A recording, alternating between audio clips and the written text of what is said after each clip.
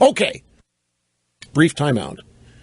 It's time now to get to what I think would be an ideal presidential ticket for 2016. I'll explain who and why when we get back.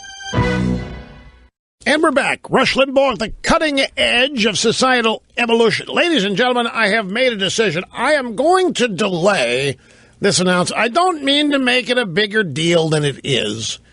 But I'm looking at the clock and all the embellishments that I want to engage in here. I really don't have as much time as I wanted. And there's just a couple of things I need to check first.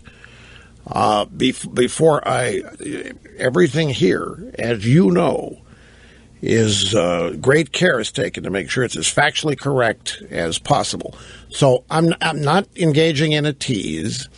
I'm just being straight up and honest with you, as Chris Matthews would say, doing it for ratings.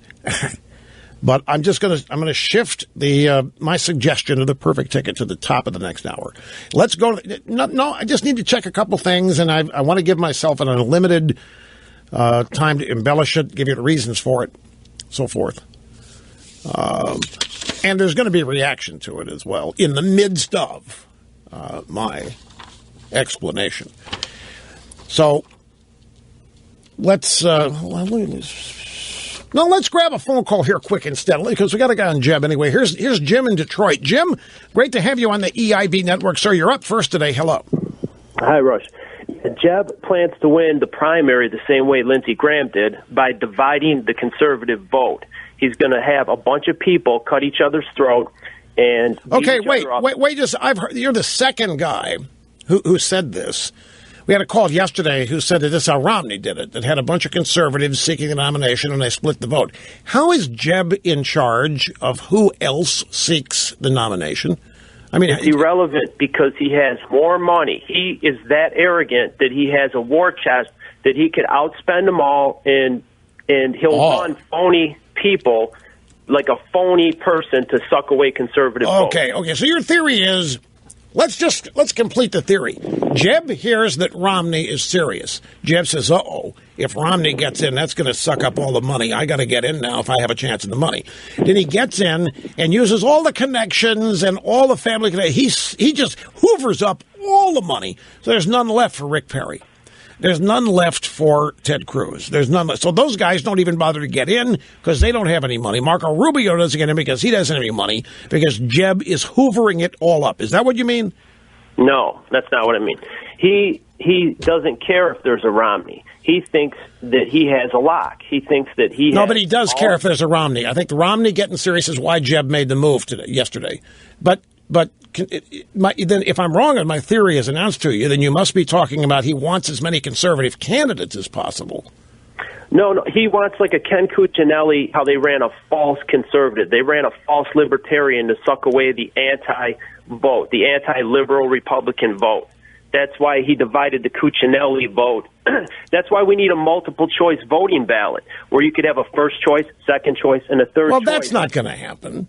Why not? Why can't it? Even if it did, it's not going to get changed in time for 2016. There's never going to be multiple choice. But you got to look at the long-term picture. That way, we don't get liberal Republicans. We could have a Romney as our last choice. But the fact that it isn't going to happen, I hate this. I'm going to sound mean. I don't mean to sound mean. I'm the mayor of Realville.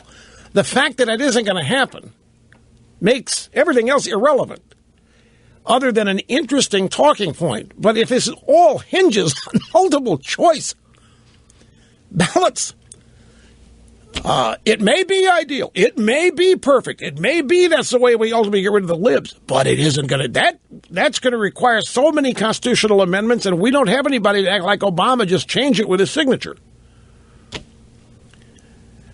I'm convinced Jeb got in because of Romney. I'm convinced that Romney, the news that Romney's seriously thinking about it. I mean, those two guys are going after the same pool of donor money.